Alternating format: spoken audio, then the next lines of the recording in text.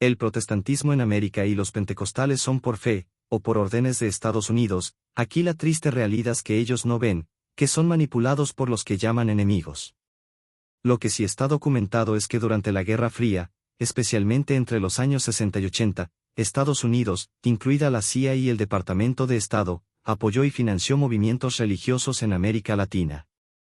El objetivo no era puramente evangelizar, sino contrarrestar la influencia de la teología de la liberación en la Iglesia Católica, porque ésta impulsaba la organización de los pobres, la justicia social y, en muchos casos, movimientos populares que podían volverse afines al socialismo o comunismo. En ese contexto, se promovieron iglesias pentecostales y evangélicas porque fomentaban una fe más individual, emocional y apolítica, menos centrada en la transformación social. Se buscó neutralizar la visión comunitaria católica de ayudar al prójimo a través de la organización social. Si se usó el discurso del miedo, miedo al comunismo, miedo al infierno, miedo a desviarse de la Biblia, como un arma para mantener obediencia y evitar que la gente se organizara en movimientos sociales colectivos. 1. La teología de la liberación y la preocupación de Estados Unidos. En los años 60-70, la Iglesia Católica en América Latina, inspirada por el Concilio Vaticano II y la Conferencia de Medellín 1968, empezó a predicar que la fe debía traducirse en lucha contra la injusticia, organización comunitaria y liberación de los pobres. Esto preocupó a Washington porque muchos sacerdotes y obispos eran críticos del capitalismo y se acercaban a posturas sociales que Estados Unidos asociaba con el comunismo. 2. Documentos de la CIA y del Departamento de Estado.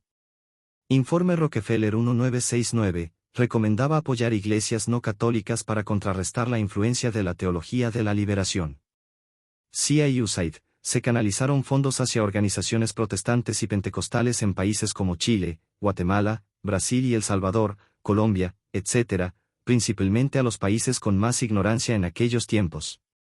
3. Pentecostalismo como herramienta.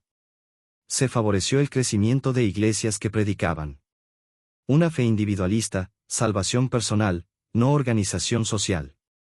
La idea de que la pobreza puede ser vista como voluntad de Dios, lo que debilitaba la búsqueda de cambios estructurales. El miedo al comunismo, al infierno y a lo mundano, como mecanismos de control. 4. Casos específicos. Guatemala, 1982-83. El dictador Efraín Ríos Montt, un general pentecostal, fue apoyado por Estados Unidos en plena guerra civil. Su iglesia, el Verbo, recibía ayuda de misioneros ligados a grupos estadounidenses.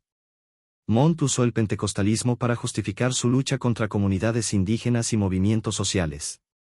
Brasil y Chile, en los 70 y 80 crecieron rápidamente las iglesias pentecostales con financiamiento externo, mientras se perseguía a sacerdotes católicos que defendían a los pobres.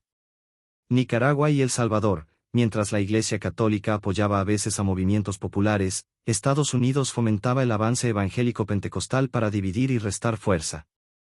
Incluso Estados Unidos pone presidentes aún hoy en día, no por democracia sino por órdenes de Washington y la CIA, el caso de El Salvador, Argentina, Perú, donde sus gobernantes fueron puestos por Estados Unidos, con discursos pagados por Washington. Estados Unidos ha puesto presidentes, con discursos cristianos evangélicos, y la gente se enajena con discursos más que por acciones, porque la pobreza para ellos es buena, es más, es un don, entonces los pobres nunca se rebelarán, lo contrario a Estados Unidos, donde sí se apoya a los pobres americanos, se favorece el bien común de ellos, sin importarles los países pobres y no desarrollados. No son religiosos, son perversos, iglesias pagadas por planes políticos perversos y no por fe, no por Cristo y no por su mensaje y la verdad, sí, no, por poder y control. Mientras a la Iglesia Católica sigue con la idea que la Iglesia tuvo desde el siglo I, ayudar al prójimo, al pobre, a la viuda, al huérfano, al desamparado, a través de instituciones sociales, como las miles de instituciones católicas gratuitas, como los miles de comedores comunitarios, los leprosarios, escuelas, hospitales, orfanatos, asilos, centros psiquiátricos, etcétera, etcétera, ¿y los pentecostales qué tienen? ¿Ayudan cómo? Generalmente su ayuda es espiritual, si comen o no no importa, es un sacrificio agradable a Dios, pero Dios no quiere pobres. Jesús dijo ayudar, amar al prójimo como a sí mismo, y lo dice claramente a joven rico, vende todo lo que tienes, da tu dinero a los pobres y yo te doy mi amistad.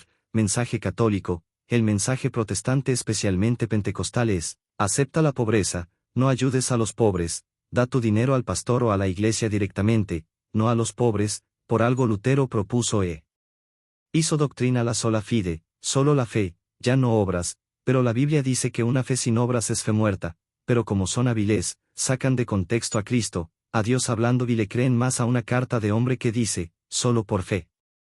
El protestantismo en América, especialmente el pentecostalismo, son sectas pagadas, por Estados Unidos. En resumen, sí hubo intervención directa y documentada.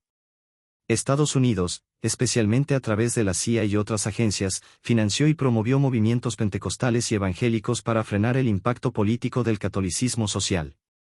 El objetivo era que la religión sirviera de contención, usando el miedo y la resignación, y evitar que los pobres se organizaran por un bien común.